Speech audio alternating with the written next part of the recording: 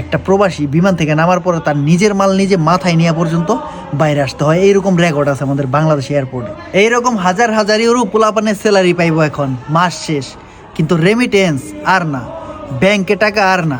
হয় পোলাপান এখন হন্ডিতে পাঠাইবো, আর না হয় বিকাশে পাঠাইবো। কারণ কি, গোয়ামারা প্রবাসীরা আর খাইতে রাজি নাই। গোয়ামারা যা খাইছে 90 দশকের প্রবাসীরা আমাদের বাপ চাচারা খাইছে। এখনকার পোলাপানে গোয়ামারা আর খাইতে রাজি না, আর গোয়া মারতে দিব না, উল্টা গোয়া দিয়ে ভইরা দিব 10 হাত। ঠিক আছে? কারণ কি, কারণ বর্তমানের 90% প্রবাসীরা হচ্ছে ইয়াং পোলাপান। ইয়াং পোলাপান কি করতে পারে এটা ভালো করে জানো তোমরা মামা। ইয়াং পোলাপানরা চেতায়ও না, একবার সমস্ত কিছু ডাল খিচুড়ি হয়ে যাব।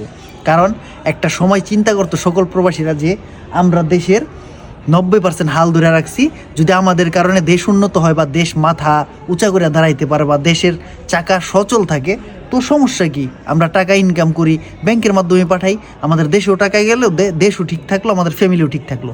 কিন্তু একটা সময় যায় দেখা যাইতেছে যত ধরনের জুলুম, যত ধরনের অন্যায়, যত ধরনের মানে আইন কানুন নিয়ম সব কিছু প্রবাসীদের উপরে খাটানো হইতেছে, সব কিছু প্রবাসীদের উপর চাপাই দেওয়া হইতেছে।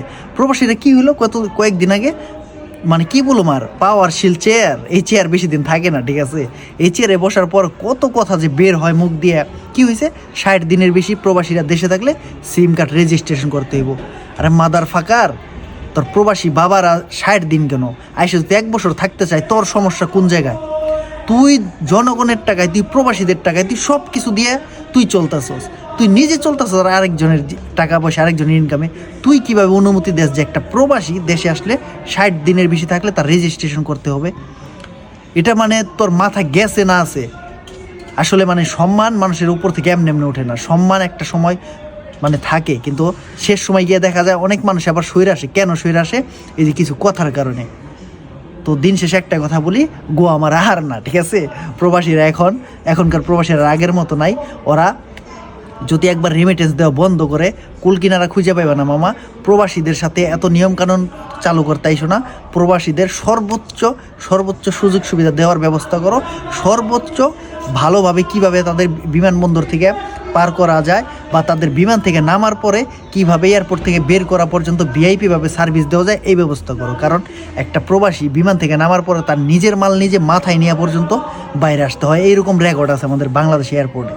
সো এই দিকে নজর দাও, প্রবাসীদের উপর থেকে এই আইন কানুন এগুলো উঠায় নাও। ঠিক আছে? কিন্তু একবার যদি মামা এখন পর্যন্ত খেলা দেখো নাই, খেলা দেখবা সামনে, এই মাসেই খেলা দেখতে পারবা। কারণ হাজার হাজার ইউরো পোলাপানের স্যালারি পায়, হাজার হাজার রিয়াল স্যালারি পায়, হাজার হাজার দিনার স্যালারি পায়। এইগুলা বাংলাদেশে যদি ব্যাংকের মাধ্যমে না পাঠায়, রেমিটেন্স না পাঠায়, কোথায় যাবে একবার চিন্তা করো। আর পোলাপান মনে করো যে এমনিতেই হন্ডিতে পাঠাইবো, কারণ হন্ডিতে কমসে কম 2 থেকে 3 টাকা রেট বেশি পাওয়া যায় 1 টাকায়।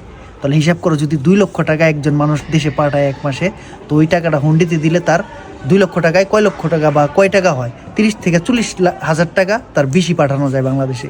সো সাবধান।